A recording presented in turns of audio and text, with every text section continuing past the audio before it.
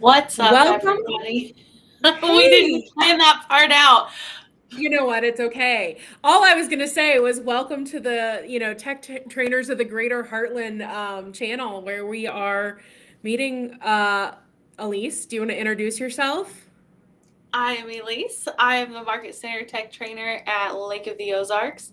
I am also a licensed agent. So if you need any help in the lake area, don't hesitate to reach out. Awesome. And then myself, I'm back, Jess Weber, and I'm the Market Center Tech Trainer in Chesterfield in St. Louis. So I wanted to thank you, Elise, for joining me today. It looks like we are moving on through all of our trainings. So we've talked about contacts, we've talked about communicating with them. Now, hopefully, that we're communicating with our people, we have transactions to manage. So I was hoping that you could spend some time with me today and kind of teach me a little bit about how we can use our technology to command those transactions at a high level.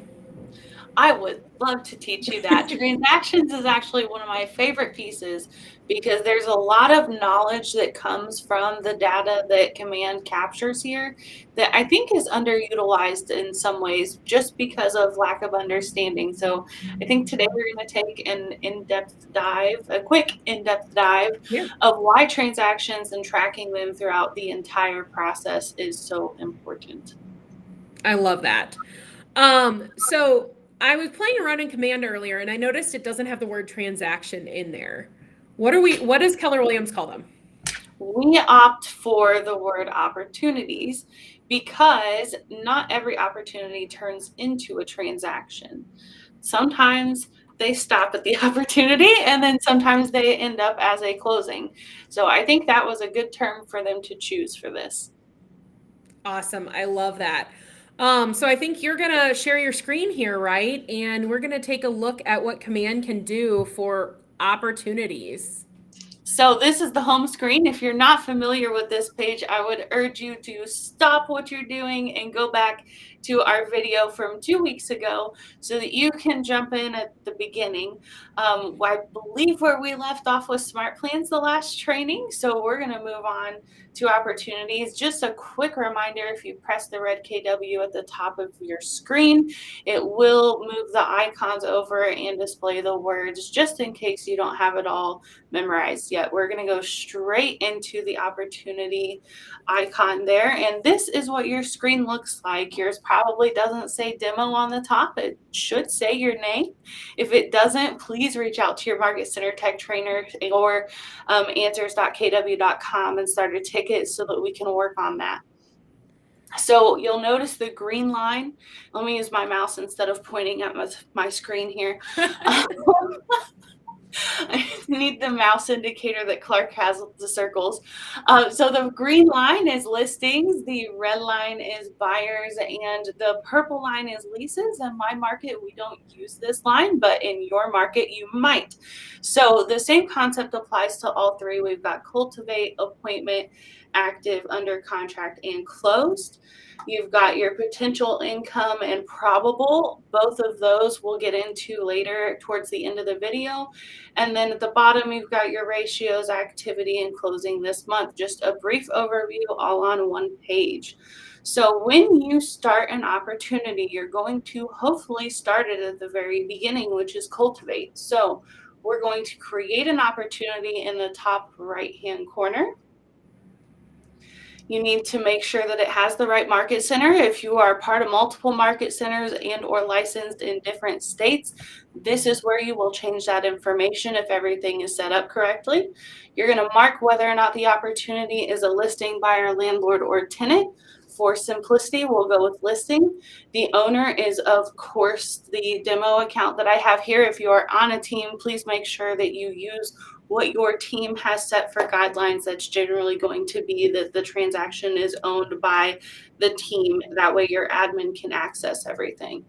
The client, I set myself up in here to be a demo. First of all, I totally jumped the gun here. Press the pause. Please make yourself a test dummy in your Command account and or give a friend a $10 Amazon gift card and let them use you or let them let you use them as a guinea pig because you do not want to be testing things on your clients. We don't test things on our clients here. We test them on our Market Center tech trainers or our friends. So So true. I'm big on that. I have people that test their new resources on their clients, and sometimes they don't work properly. So that's why we test them on our friends and family first. I Right. buy my fiance's uncle an Amazon gift card every once in a while because he loves being part of this. It makes him feel like he's really helping my business, and he is way more than he knows. So I am my own test dummy here, Elise Jenkins. I did not add a co-buyer. However, if I would have, they would be automatically showing up here. In our Market Center, we're required to list the opportunity name as the address. So I'm just going to make one up. So Elise, while you're making things up, we were looking at building this opportunity. When do I create this? I just got into the business, so I'm still working through my clients. I don't have any transactions right now. What's the point of looking at this and learning how to do it? So the point of this is one, so that you have somewhere that you can look to see who's at what phase in their buying or selling lifetime. Oh, okay. In this. And sometimes your clients will be on both pipelines, both the listing and the buyer side, because they may be on the fence about selling their house, but if they sell their house, they're also going to need to buy a new one. Those are all of our dream clients because you get one of each side of those. So we've done opportunity name here to be determined Highland Road. We're going to pretend like it's vacant land. If you have a tag that you want to use here, please tag them to do so. I do generally tag whether it's residential or like vacant land, just so that at a quick glance, I know the documents that need to be associated with it. So we're going to call this vacant land. I don't have an estimated closing date, so we're not going to put it in here. Can I edit that later? Absolutely. Everything okay. here is editable. So if you don't know the answer and you just put something in like where it requires an asterisk, land here goes for 5% commission generally. So I'm just going to put that since I obviously don't know the land that we're going under contract on yet. And then we're going to start our phase at cultivate, and we're going to start at nurture because we're going to start at the beginning. So we're going to pretend that Elise is a client who is kind of looking, but hasn't really found what she wants or hasn't defined what she wants properly yet. So we're going to press create. Oh, you went too fast, but that's okay. I'm sorry. Let me ask you this, because I get this question all the time from agents. Okay. When you are putting in that percentage, do you find that it's best practice to put in the amount that was on the contract for both sides? Or since you're doing an opportunity or a transaction for just one side, do you only put in the agent's commission for that side of the deal? I only put in what I would receive. Okay. Because it helps. Okay, we'll back up one page. Okay. So we'll notice now in potential income, it has $2,500 there. I put that we were wanting to list it $50,000 with a 5% commission. So it's now calculating my potential income. And the only way that that's going to be accurate is if we look at just the percentage that we would make. Now, as Command grows and as you use this part more, the pipeline here, it will start to calculate how probable the income is versus like every single phase. As we move them down the pipeline here, it gets more probable that you'll actually close on it. That's logical, right? And it starts to learn your actual conversion rates after a while, and it will start to be very, very accurate with this potential income. That is why it is so important that you start these in the very cultivate area at the very beginning, even like when they're just barely even talking about it, because it helps you learn your conversion rates between the people that are just kind of the looky-loos versus the people that you actually close with. And now some of them have things that you can't change. Like if they decide not to sell their house, you can't change that. But there's always going to be a percentage of people who make that decision every year to keep their house. So this helps you plan for future business. Thank you. I appreciate that. Sorry to derail you. Let's go back to creating this opportunity. I apologize. But it's one of those I things think that people always pause there. It's like deer in the headlights when they're starting to make that opportunity. And then they're like, I don't know what percent to put in. So I wanted to throw that out there. that But confused me in the beginning because when yeah. we're, especially on listings, we're thinking, okay, I need the full 10% for land. Okay, this Uh-huh. is going to be written for 10%. But you need to remind yourself that command is just what you're going to receive. You haven't Okay. gotten both sides of that contract yet for the listing. Now, maybe if they're the buyers, you have both sides, but that's a later thing. So we're going to start in cultivate. Just a quick thing here. Please note that underneath our little icon is now a 1. And if you look at appointment, there is a 0. So at a quick glance, you can see how many opportunities are under each phase. Now we do have sub phases. Now that we're looking at this from this screen, we have watch, nurture, and hot. These are click and drop. I love this feature. This makes me so happy. We can drag it and drop it as well as move it to a different opportunity, or not a different opportunity, a different phase in the pipeline. We're going to Yes. go to appointment. Okay. So, So I've created this opportunity. Now I need to know all about my documents. What do I do with this opportunity? Can you show me what that looks like inside? Because I'm a little overwhelmed by all the multiple opportunities. I wanna see what I can do with one. absolutely. So if you noticed, anything in blue is clickable. So our address is in blue. And please note, your compliance department will tell you how they want these labeled. I labeled ours the way that the Lake of the Ozarks does, which is by address. If your compliance team says you need to label it this way, you take what I say and just throw it in the dumpster, because they are the reigning authority about how things get titled. We don't want to make the people that keep us out of real estate jail upset. So we're going to start in details here. I do generally add the property address here. I'm not going to, just for time's sake, but usually I would add that just to have it there. I really enjoy things being filled out to completion. So the information that we entered earlier, if we needed to change that percentage or part of the address or anything, we would go to general information and the PIN there. Also, if you are on a team, under this box for custom tags right here, you can also add the team admin or the rainmaker or whoever your team designates need to be added to each transaction or opportunity. You can add them here, and this will make it to where when they sign into their command, they can see this. So your team admin can tell you this, that, and the other needs changed. And the rainmaker can check in on what you're doing, how the progress is at any time. All of this information is editable. You can change what phase and stage the opportunity is on, closing dates, all the good stuff here.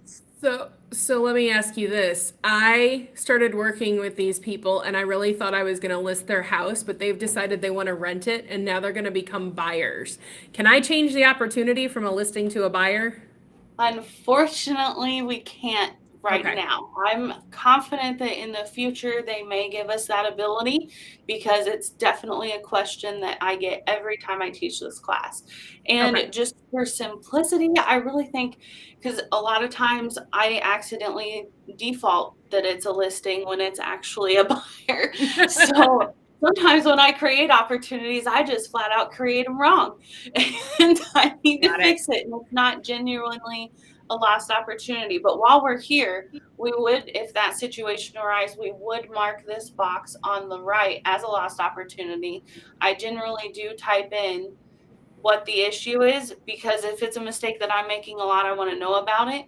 And then also, if it's one of those circumstances that I can't prevent, I also want to know about that later, because I may not remember it a year from now.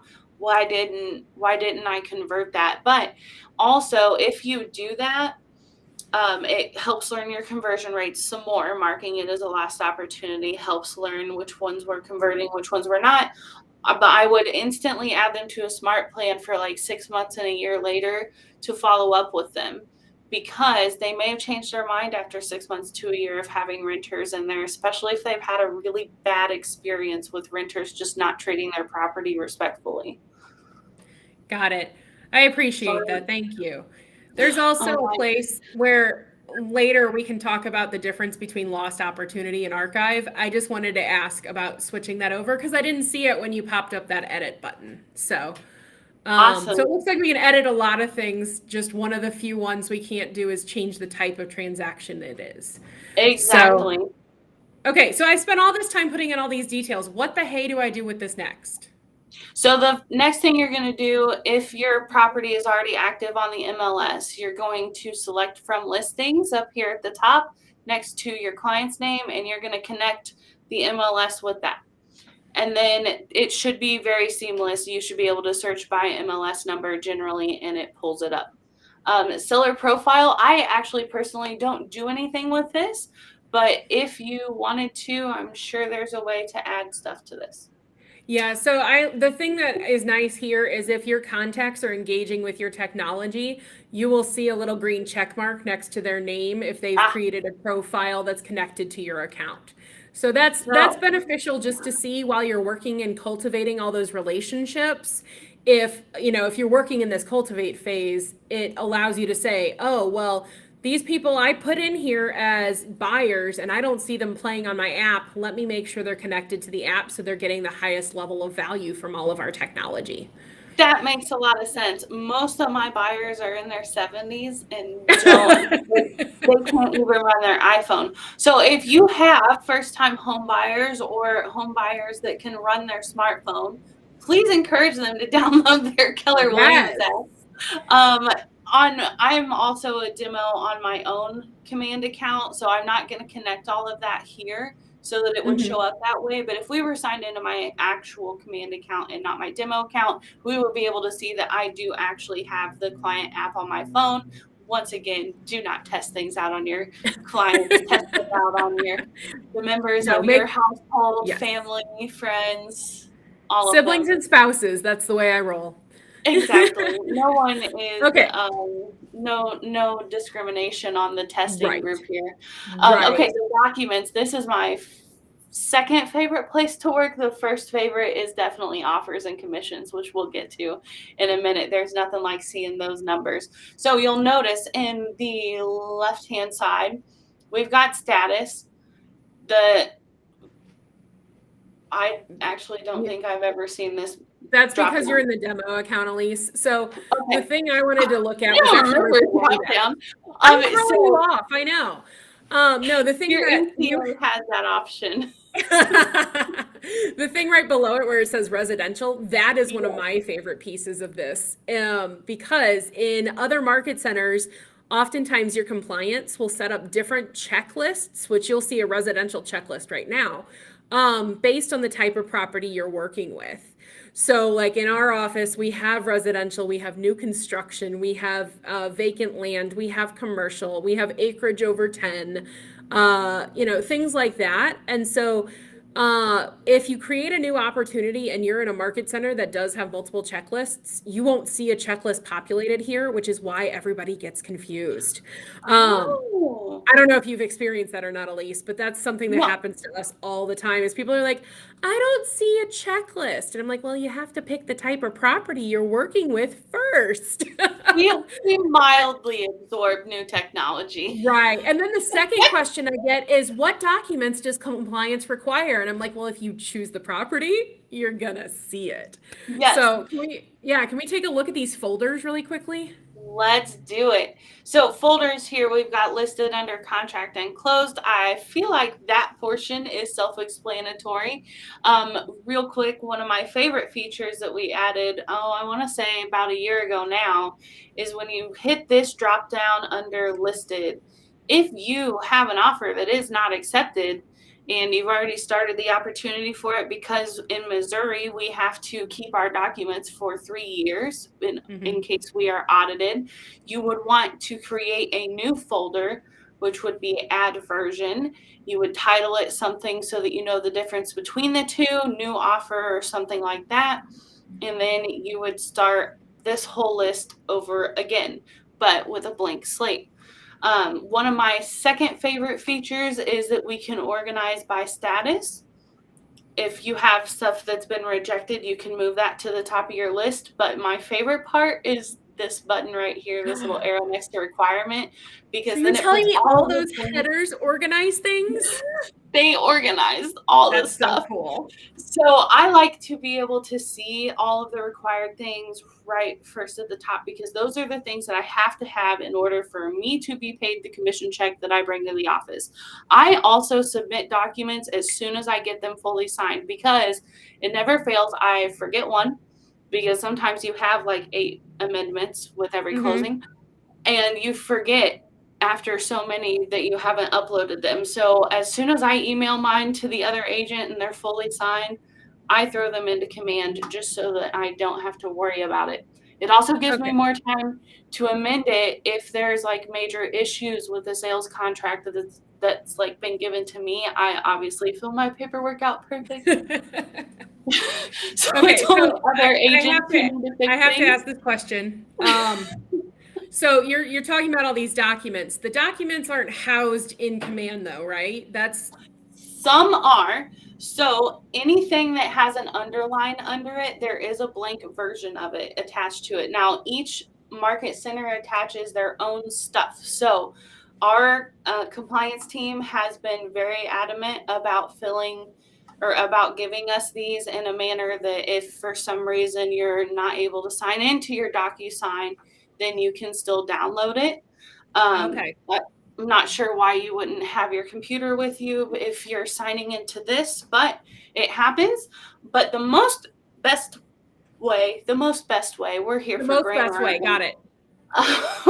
is to go up to the right-hand side after you've gone into settings. And if you haven't had your DocuSign account connected, please stop now, talk to your Market Center tech trainer and or answers.kw.com. But this button should be blue, and you would start a technology, start a transaction, and this will tie your DocuSign room to this command opportunity so that you can upload seamlessly. You'll use this drop down and it'll say DocuSign right here.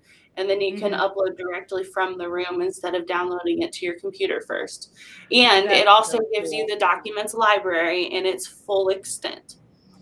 Okay, so just for the sake of clarity and time, I know people are going to have questions about how to do DocuSign, or if you're a dotloop user, we don't discriminate too much.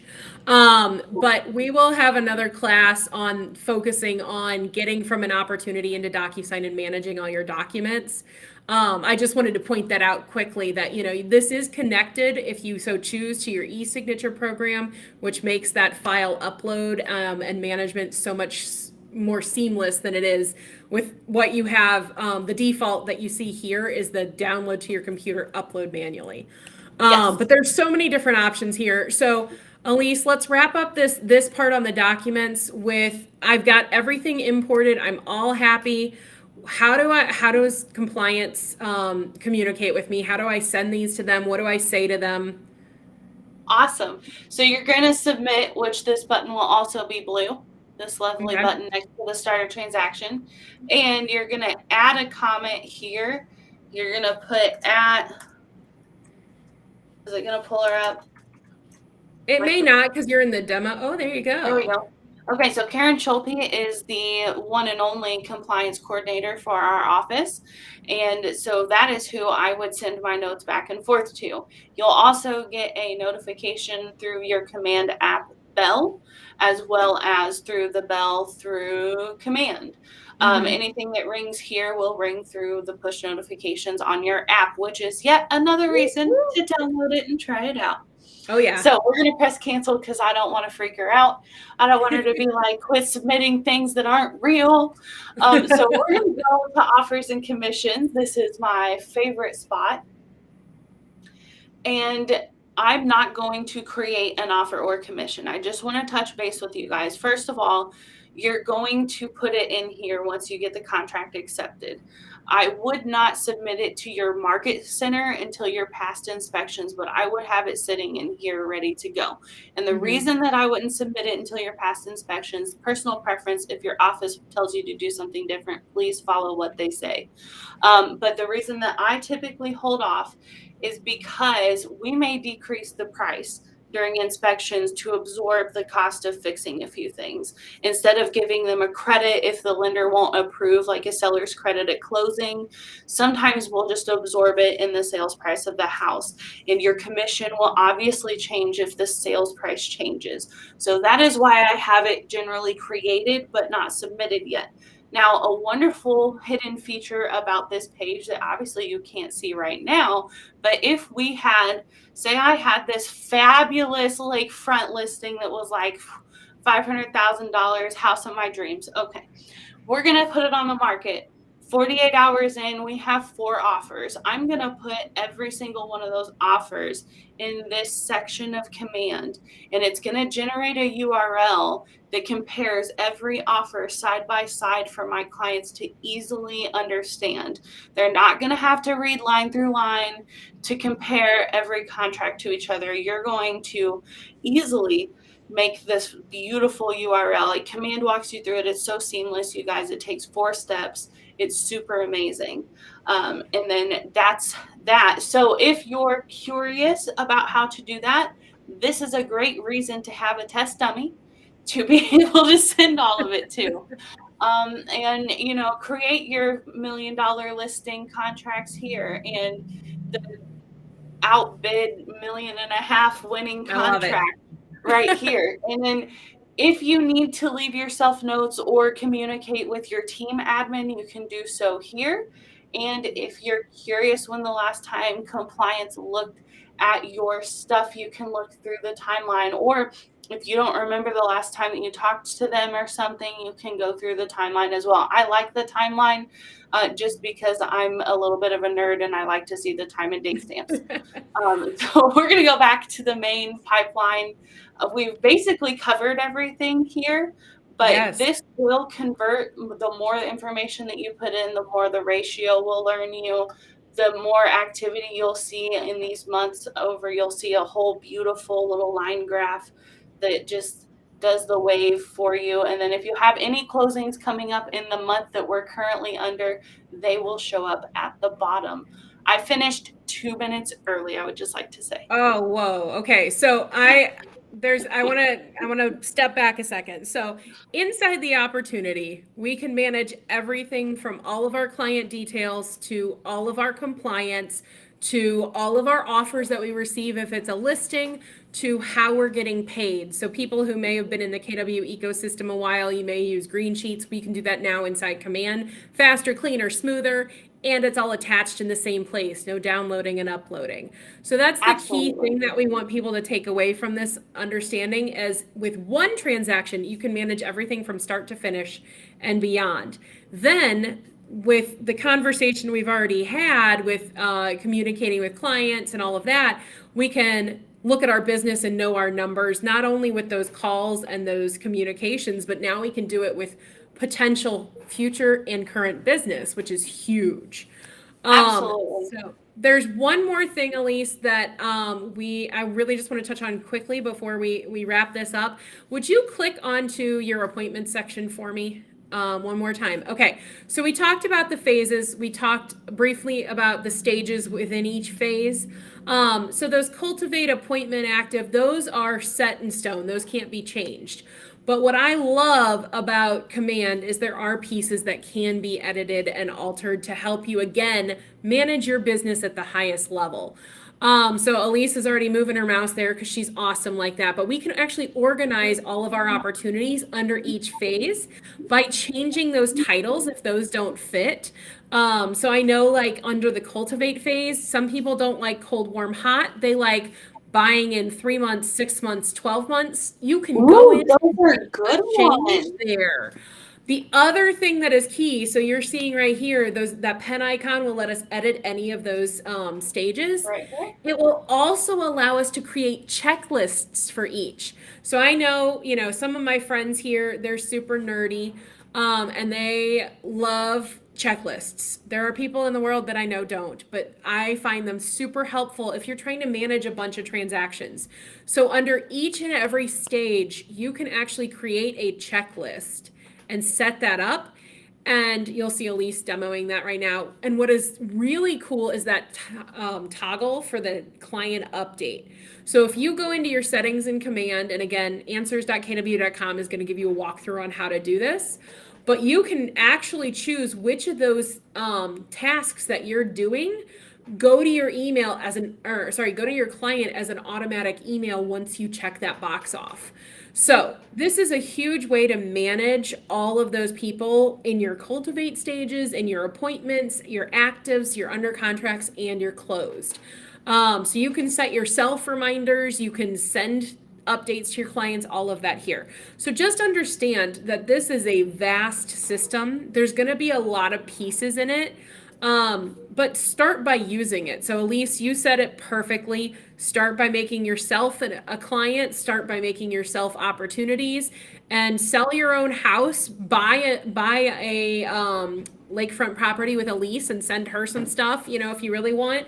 But the idea here is that you are organizing your transactions and your potential in your current business, and in hopes that can help you really know your numbers and then figure out where you can level up in the future. Outside of goal setting, this Yes. is the most important page that you have. Yes, this is huge. This tells you where your business is currently at. If you don't know your numbers, this helps you learn them. It really helps you dive deep into achieving your goals. I love it. Well, Elise, I want to say thank you so much for taking your time today, kind of show us the pipeline and how to manage an opportunity. So if you guys have any questions, please don't ever hesitate to use the chat function or feature throughout any of this. We're happy to answer those questions, or reach out, like you said, Elise, several times to your Market Center Tech Trainer. They're going to be a huge resource for you as well. And then my final plug for all things KW is, if you're a self-starter and you don't have somebody, answers.kw.com is the #1 place to find little step-by-step walkthroughs on all things Command, all things KW technology. So that is our show for today, and we hope you guys have fun commanding your transactions. So thanks, and bye. Bye, guys.